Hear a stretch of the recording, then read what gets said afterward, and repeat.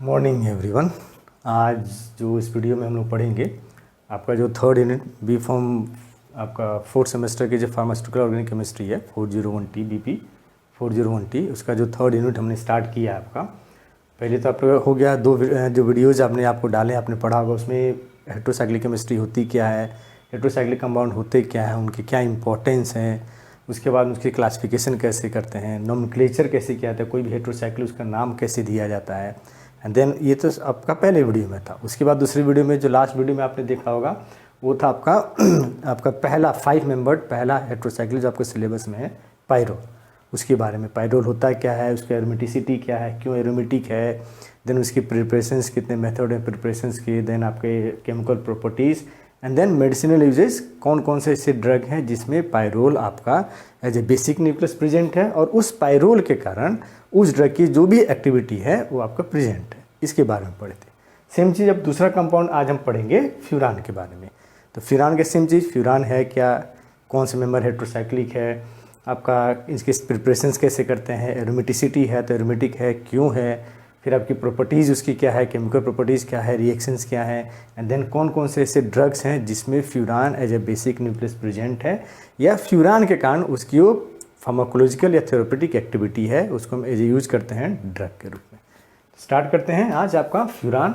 Furan आपका 5 member, जैसे pyrrole 5 member है, ये भी 5 मेंबर आपका देखेंगे तो 1 2 3 4 5 टोटल जो रिंग में आपके एटम प्रेजेंट है 5। तो 5 मेंबर हेट्रोसाइक्लिक कंपाउंड जिसमें ऑक्सीजन जो है ये it is present as a heteroatom. Heteroatom के रूप में ये प्रेजेंट आपका कौन सा है, ऑक्सीजन। तो oxygen containing heterocyclic compound which is 5 membered that is known as furan आपका।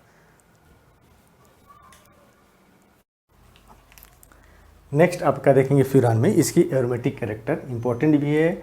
ये देखिए जो आपका हेट्रोसाइक्लिक केमिस्ट्री में है, जो जैसे ये थर्ड यूनिट में आपको फ्यूरान, पायरोल और थायोफिन इसकी एरोमेटिसिटी भी पढ़नी होती थी। ये अलग से भी क्वेश्चन कभी कभी 7 नंबर में पूछ देगा, explain the aromaticity of thiophene या फ्यूरान या पायरोल फ्यूरान या पायरोल थायोफिन, या हो सकता है सिर्फ एक ही का पूछ दे, क्या नाम है आपका, सिर्फ फ्यूरान का पूछ दे।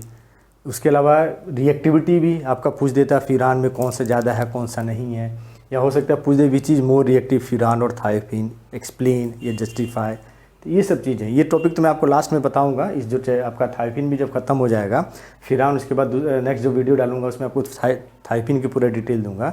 उसी वीडियो में फिर आपको मैं एक आपका ये फ्यूरान, थायोफिन, पायरोल इन तीनों में किसकी एरोमेटिसिटी ज़्यादा है और क्यों है ये, और रिएक्टिविटी किसकी ज़्यादा और क्यों है, ये चीज़ भी मैं आपको एक्सप्लेन करूँगा। क्योंकि हो सकता है आपको क्वेश्चन में डायरेक्टली पूछ दे कि एक्सप्लेन द रिएक्टिविटी एंड या कंपेयर द रिएक्टिविटी आपका aromaticity of furan, pyrrole and thiophene, ये क्वेश्चन दे देगा आपको 7 नंबर में। तो उसको भी एक्सप्लेन करके आपको बताऊँगा लास्ट वीडियो में आपका, मतलब इसके बाद जो वीडियो होगा उसमें आपको बताऊँगा। तो पहले आपके इसमें आप देखते हैं, कंटिन्यू करते हैं कि एरोमेटिक कैरेक्टर फ्यूरान क्यों एरोमेटिक कैरेक्टर है। तो फ्यूरान का भी स्ट्रक्चर देखा आपको, फिर से रिवाइज आपका हो जाना चाहिए कि कोई भी एरोमेटिक कंपाउंड होती है या कोई कंपाउंड एरोमेटिक होता है, उसके लिए आपको जो सबसे पहले जो क्राइटेरिया है वो है कि कंपाउंड शुड बी साइक्लिक। तो ये कंपाउंड क्या होता है, साइक्लिक होता है। पहला क्राइटेरिया फुलफिल हो गया। दूसरा क्या होना चाहिए कि जितने भी रिंग एटम्स प्रेजेंट हैं वो सब के सब प्लेनर होना चाहिए, एक ही प्लेन। तो दे के तो ऑन पेपर दे के आप नहीं बता सकते हैं। तो इसको निकालने के लिए तरीका होता है कि अगर सारे एटम्स जितने प्रेजेंट है all are in sp2 hybridisation, इसका मतलब वो प्लेनर है। तो अगेन ये सभी sp2, अब कैसे sp2 निकालेंगे तो अब देखिए यहाँ पर कार्बन के अगेन एटॉमिक नंबर 6 होता है, 1s2 2s2 2p2। तो 2s2 2p2 बॉन्डिंग है, कुछ भी आपका आउटरमोस्ट आपका बॉन्डिंग में या कंपाउंड जब बनता है तो आउटरमोस्ट ऑर्बिटल ही पार्टिसिपेट करता है, इनर नहीं करता, इसलिए 1s के बारे में नहीं लिखा। तो 2s2 s में 2 इलेक्ट्रॉन है, p में 2 इलेक्ट्रॉन है। बिफोर आपका रिएक्शन ये शो करते हैं हाइब्रिडाइजेशन। इसमें जो हाइब्रिडाइजेशन होती है वो sp2 होती है, मतलब एक s और 2 p कंबाइन करके। उसके बाद जब हाइब्रिडाइजेशन होती है तो हाइब्रिडाइजेशन होने के बाद जो इलेक्ट्रॉन्स इसमें प्रेजेंट है, इलेक्ट्रॉन्स की रीडिस्ट्रीब्यूशन होती है।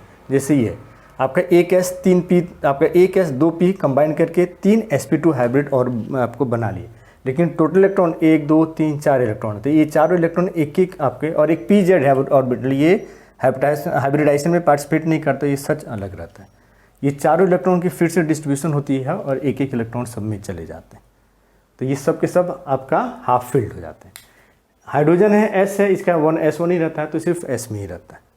देन ऑक्सीजन है, इसकी होती है 8, 1s2 2s2 2p4। इसमें भी क्या होता है, एक s और 2p, ये कंबाइन करके हाइब्रिडाइज होके हाइब्रिडाइड ऑर्बिट बनाते हैं 3sp2 और एक pz आपका एस सच रहता है। यहाँ भी इलेक्ट्रॉन्स होते हैं, उस इलेक्ट्रॉन्स की आपकी रीडिस्ट्रीब्यूशन होती है। मीन्स आपको पहले ये सब के सब आपके सिंगली ऑक्यूपाई होते हैं, उसके बाद pz जो होती है इसमें आपको एक इसकी पेयरिंग हो जाती है और साथ में यहाँ पर जो sp2 है ये भी एक ऑर्बिटल इसमें पेयरिंग हो जाती है। सिर्फ 2 ही आपके sp2 क्या होते हैं, आपके एम्प्टी होते हैं। और ऐसा इसलिए होता है क्योंकि आप बोल सकते हैं सर ये जो pz में आपका इलेक्ट्रॉन है sp2 में क्यों नहीं है, अगर आ जाता तो फिर ये इलेक्ट्रॉन्स आपकी बॉन्डिंग नहीं हो पाती। तो बॉन्डिंग होने के लिए क्या होता है, एक आपका pz में चला जाता है प्लस उसकी एनर्जी भी कम रहती है। ये आपकी हो गई। तो ये आपके ऑर्बिटल्स। अब यहाँ पर डायग्राम में देखिए, एक कार्बन, इसका एक sp दूसरे कार्बन के sp2 के साथ आपका क्या होगा, कंबाइन किया तो एक हो गया इसका sp2, दूसरा sp2 यहाँ है और ये आपका रहा हाइड्रोजन, ये जो एटम ये हाइड्रोजन। तो एक sp2 हाइड्रोजन के साथ आपका ओवरलैप हुआ और आपका sp2s सिंगल बॉन्ड बनाया। आपका क्या नाम है, sp2 ये सिंगल, जैसे ये s हो गया, ये सिंगल इनके बीच में आपको बन गया। देन उसके बाद इसकी तीसरी sp2 ये और इसके कार्बन का जो sp2 है इसके साथ ओवरलैप, हेड ऑन ओवरलैप करके आपके सिंगल बॉन्ड बनाता है, मतलब ये चीज़ आपकी होती है। तो इसी तरह सबके साथ ऑक्सीजन का भी यही है, एक sp2 इस कार्बन के साथ, एक sp2 इस कार्बन के साथ ओवरलैप करके सिंगल बॉन्ड आते, जैसे इसके साथ ये इसके साथ बनाया, ये इसके साथ ये इसके साथ। डबल बॉन्ड कहाँ है अभी हम आपको बताते हैं, इसको भूलिए। तो एक कार्बन इसके साथ sp2, ये हाइड्रोजन, ये हाइड्रोजन, ये हाइड्रोजन, ये हाइड्रोजन और एक ऑक्सीजन के साथ ऐसे sp2 ऑर्बिटल है जिसमें 2 इलेक्ट्रॉन है। ठीक है, आया समझ में, मतलब एक इसका sp2 इसका sp2 कंबाइन किया, सिंगल बॉन्ड बनाया। अगेन इसका दूसरा sp2 और इसका एक sp2 ये कंबाइन किया, सिंगल बॉन्ड बनाया। इसका तीसरा sp2 और हाइड्रोजन का s ये कंबाइन किया। इसी तरह इन चारों एटम के साथ होता है। ऑक्सीजन का एक इसका sp2 और इस कार्बन का sp2 हेड ऑन आपका हुआ, सिंगल बॉन्ड बनाया। इस ऑक्सीजन का एक sp2 इसका sp2 सेम चीज़ यहाँ ओवरलैप किया और अब इसका सिंगल बॉन्ड बनाए और एक sp2 ऑक्सीजन के पास ऐसा रहता है जिसमें 2। अब ये तो sp2 की हो गई। अब कार्बन के पास भी और ऑक्सीजन के पास भी क्या आपका एक एक p आपका ऑर्बिटल pz ऑर्बिटल है जिसमें एक एक इलेक्ट्रॉन आपका क्या है, प्रेजेंट है। ये एक p, इसके साथ ये दूसरा, ये तीसरा, ये आपके साथ ये चौथा और इसके साथ भी आपका प्रेजेंट रहता है ऑक्सीजन के साथ, जिसमें अब हर एक के साथ आप देखेंगे इसके पास एक इलेक्ट्रॉन, इसके पास इलेक्ट्रॉन, हर एक कार्बन में क्या है एक एक, जितने भी है 4 है तो 4, 1 2 3 4 और ऑक्सीजन वाले पास pz में क्या है 2 इलेक्ट्रॉन, तो 4 + 2 6। तो जो सेक्सटेट होता है आपका, उसके अलावा ये इलेक्ट्रॉन ऐसे क्या करते हैं, रिवॉल्व, डीलोकलाइजेशन होती रहती है इसकी। यही जो डी आपका ऑर्बिटल बनता है, डबल बॉन्ड बनता है, तो कभी इसके साथ ओवरलैप हुआ तो यहाँ बनाया, उसके बाद ये दोनों ओवरलैप हुआ तो आपका कैसे बनाया गया, ऐसे बनाता है। तो ये डीलोकलाइजेशन होती रहती है। तो तीसरा पॉइंट क्या था, एक तो हो गया sp2 हाइब्रिड ऑर्बिटल है, सारे के सारे जितने भी एटम है प्लेनर है, हो गया। थर्ड क्या है कि डीलोकलाइजेशन ऑफ द p आपका ऑर्बिटल, p ऑर्बिटल में जो इलेक्ट्रॉन्स होते हैं उनकी डीलोकलाइजेशन होती है, मूवमेंट होती है। तो ये हो रहा है आपका। एंड चौथा आपका क्या होता है 4n+, जो हक्कल्स रूल होता है 4n+2 = 2 पाई। तो आप देखेंगे 4n+2 पाई कितने हैं, कितने इलेक्ट्रॉन है, 1 2 3 4 + 2 6।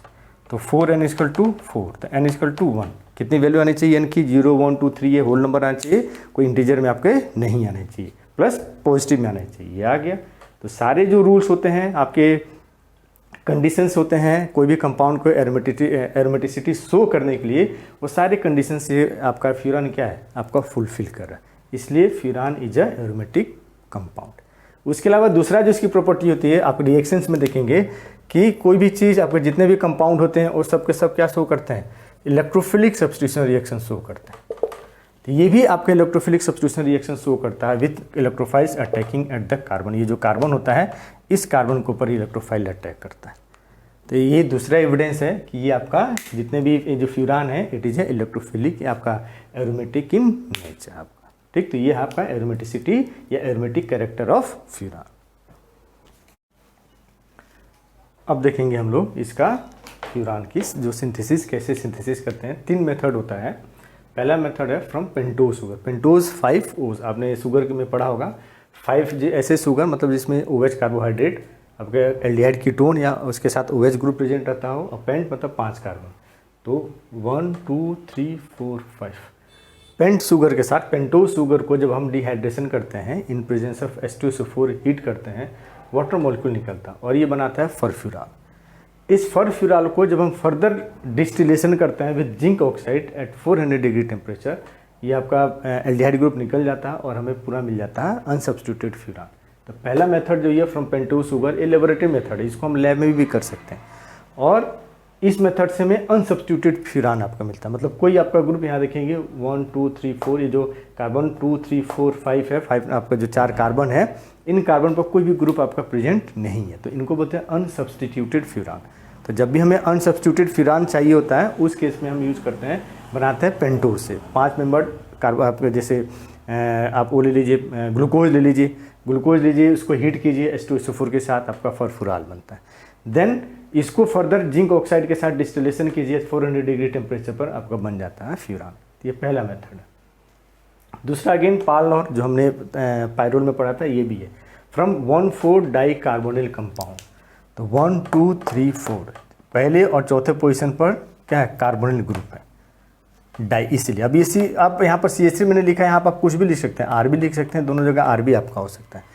यहाँ पे भी आप कर सकते हैं, अगर अनसब्स्टिट्यूटेड हमें आपको क्या नाम है ये फ्यूरान चाहिए, तो यहाँ कुछ नहीं, एल्डिहाइड, 2 एल्डिहाइड ग्रुप ये भी रखिए, मतलब 1 2 3 4 1 4 ब्यूटेनल ले लीजिए, 1 4 ब्यूटेनल में आपका पहले आपका मतलब ये इस टाइप का H आपका CH2 CH2 ये कंपाउंड लीजिए।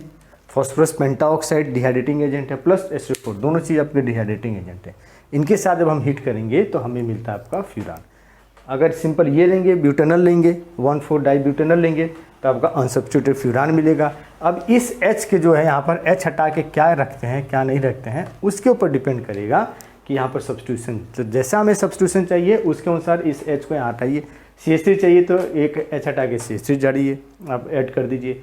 C2H5 चाहिए, कुछ भी ग्रुप चाहिए उसके अनुसार इस हाइड्रोजन को, इन दोनों हाइड्रोजन में से एक हटाइए, वहाँ पर ग्रुप जोड़िए, तो आपको सब्स्टिट्यूशन मिल जाएगा।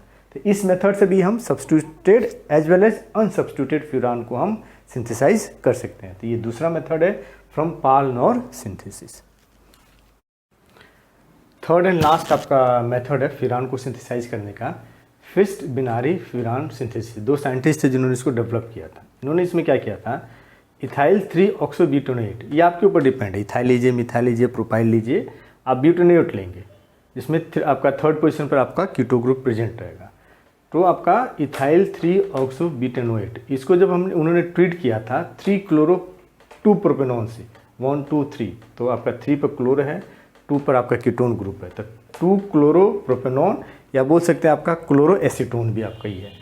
उसके साथ जब इन प्रेजेंस ऑफ पिरिडीन उन्होंने हीट किया था, रेट कराया था, तब जाकर हमें आपका ये कंपाउंड मिला था सब्स्टिट्यूटेड फ्यूरान, जिसमें सेकंड पोजीशन पर आपका मिथाइल है, थर्ड पोजीशन पर आपका ईस्टर ग्रुप प्रेजेंट है, आपका फोर्थ पोजीशन पर ईस्टर ग्रुप प्रेजेंट है, फिफ्थ पर आपका मिथाइल ग्रुप प्रेजेंट है। तो डिपेंडिंग आप इसको भी हटा सकते हैं, H रख दीजिए तो यहाँ पर आपको कुछ भी नहीं आएगा, अनसब्स्टिट्यूटेड हो जाएगा। ठीक, आपका सिंपल ईस्टर आपका एसिड ले लीजिए तो आपका यहाँ कुछ भी नहीं आएगा, हट जाएगा। तो ये सब चीज़ें हैं, आपको जैसा फ्यूरान आपका सब्स्टिट्यूटेड चाहिए कि नहीं चाहिए, जैसे ये आपका एल्डिहाइड ले लीजिए तो ये बन जाएगा आपका। तो यही है आपका फिस्ट बिनारी फ्यूरान सिंथेसिस। ये 3 मेन मेथड है जिस मेथड से हम आपको फ्यूरान को सिंथेसाइज या प्रिपेयर करते हैं। अब देखेंगे इसकी केमिकल प्रॉपर्टीज। अब रिएक्शंस, इसका केमिकल रिएक्शंस प्रॉपर्टीज आपका है।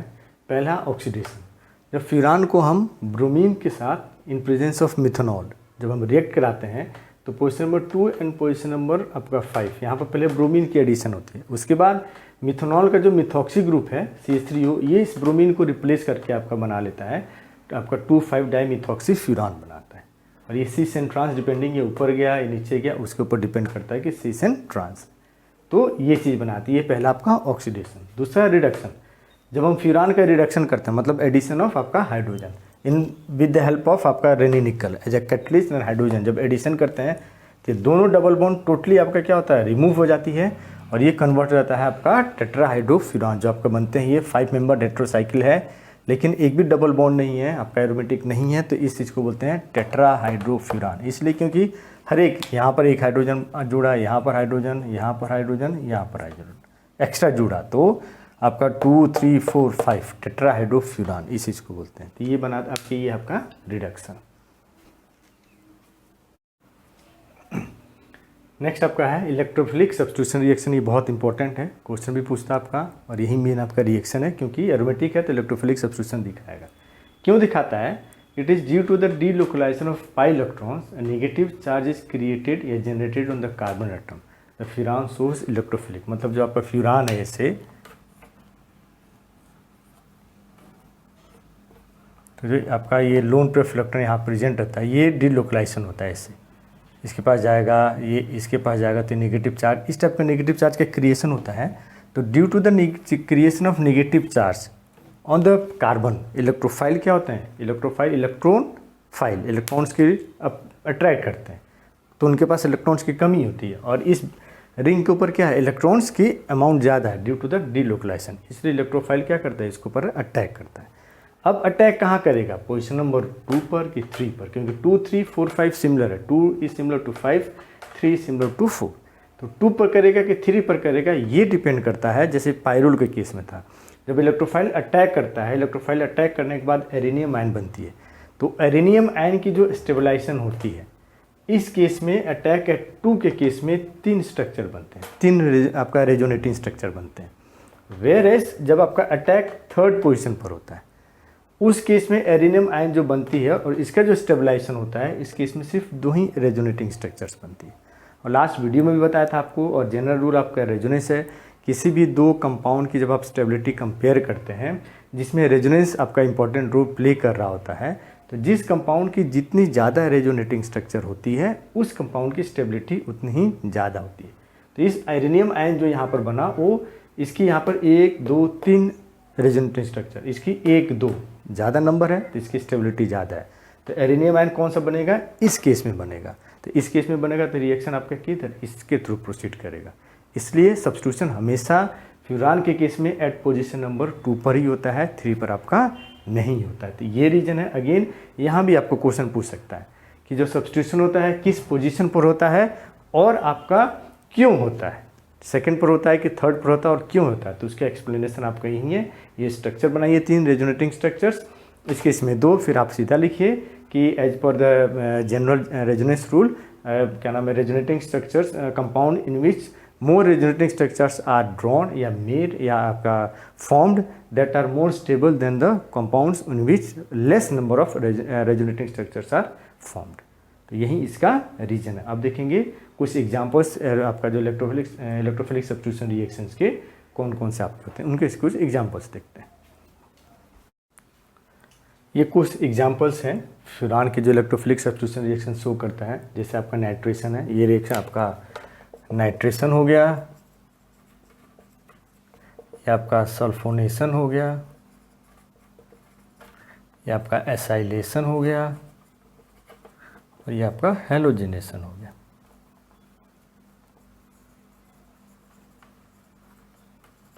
ये 4 एग्जाम्पल मैंने लिखे हैं। फ्यूरान को पिरिडिन के केस में नाइट्रो आपका एसीटेट के साथ जब ट्रीट कराते हैं तब हमें मिलता है 2nd पोजीशन में। सब में देखिए 2nd। यहाँ पर थोड़ा सा आपका चेंज है, चारों पोजीशन पर आपका जब रूम टेम्परेचर पर हम टेम्परेचर करते हैं, आपका कैरी आउट करते हैं हेलोजिनेशन। उसी तरह SO3 आपका पिरिडिन के साथ करेंगे तो 2 सल्फो आपका फ्यूरान मिलता है। एसिटिक एनहाइड्राइड SnCl4 के साथ में जब ट्रीट करते हैं तो 2 एसाइल आपका फ्यूरान मिलता है। देन लेकिन जब हम हेलोजिनेशन करते हैं, क्लोरीन ब्रोमीन लेते हैं और रूम टेम्परेचर पर कैरी करते हैं, तब 2nd, 3rd, 4th, 5th चारों पोजीशन पर आपका हेलोजन जुड़ता है। लेकिन इसी केस में थोड़ा सा चेंज हो जाता है, जब हम आपका क्लोरीन लेते हैं, डाइक्लोरोमीथेन लेते हैं और टेम्परेचर माइनस में लेते हैं, तब सिर्फ 2nd पोजीशन पर होता है। वहीं अगर हम ब्रोमीन लेते हैं और डाइऑक्सेन एज आपका क्या नाम है सॉल्वेंट लेते हैं और 0 डिग्री टेम्परेचर पर कैरी आउट करते हैं, तब जाकर आपके 2nd में आपका क्या नाम है 2nd पोजीशन पर आपका ब्रोमीन जुड़ता है। तो ये कुछ आपके एग्जांपल्स हैं इलेक्ट्रोफिलिक एरोमेटिक सब्स्टिट्यूशन रिएक्शंस के। इससे भी और ज़्यादा आप लिख सकते हैं, इतना ही आप लिखेंगे सफिशिएंट हो जाएगा। तो ये इसके रही केमिकल प्रॉपर्टीज़। आप देखेंगे इसमें जो लास्ट है मेडिसिनल यूजेस, मीन्स कौन कौन से ऐसे ड्रग हैं जहाँ पर आपका furan as a basic nucleus present है, या जिनकी ऐसे कौन से ड्रग है जिसकी जो मेडिसिनल प्रॉपर्टी है वो इन फ्यूरान रिंग के कारण होती है। तो कुछ आपको एग्जांपल हम देखेंगे, आपको वो लास्ट टॉपिक है इस फ्यूरान का। आपका ये कुछ ड्रग्स के एग्जांपल हैं मेडिसिनल यूजेज में जहाँ पर आपका furan as a basic nucleus present है, उसके एग्जांपल है। तो बहुत सारे ड्रग्स आपके एन नंबर ऑफ ड्रग्स है जहाँ पर फ्यूरान बेसिक न्यूक्लियस प्रेजेंट है, या जिस आपका ड्रग की एक्टिविटी इस फ्यूरान के कारण होती है। बहुत सारे हैं, आप आपको जो सिलेबस में मेडिसिनल केमिस्ट्री है वहाँ पर पढ़िए, वहाँ से देखिए, वहाँ से आपको मिल जाएंगे। ये जैसे मैंने लिखा है, ये नाइट्रोफ्यूरान्स है। नाइट्रोफ्यूरान्स आपका नाइट्रो ग्रुप है, ये है नो, उसके कारण ये आया है। ये फ्यूरान देखिए, ये आपका क्या फ्यूरान स्ट्रक्चर है। ये नाइट्रोफ्यूरान्स एक्चुअल में एंटी प्रोटोजोल, मतलब आपका लेशमिनेसिस होती है, या ट्रिप्नोसिस, मतलब आपका जो लेशमिने आपका एंटी प्रोटोजोल ये होती है, आपका एजेंट होता है, प्रोटोजोआ डिजीज़ होती है, उसको ठीक करने के लिए हम उसको यूज़ करते हैं। दूसरा आपका ये है रेनिटिडीन। अधिकतर लोगों ने इसको, आपका जो आप खाते हैं, जैसे गैस होती है तो आप जाओगे दवाई की दुकान पर तो एक आती है ब्रांड नेम आती है एसिलो, उसमें क्या रहता है आपका रेनिटिडीन रहता है। तो ये एंटी हिस्टामिनिक एजेंट है। H2 रिसेप्टर जो होता है उसको ये क्या करता है आपका ब्लॉक करता है, और एसिड आपका जो एसिड की जो रिलीज होती है H+ का जो रिलीज होता है स्टोमक में, उस चीज़ को क्या करता है इनहिबिट करता है। इससे एसिडिटी आपकी डाउन हो जाती है, कम हो जाती है, और आपका बेसिक हो जाती है। तो ये है रेनिटिडीन। यहाँ भी देखिए आपका ये है बेसिक न्यूक्लियस जो प्रेजेंट है।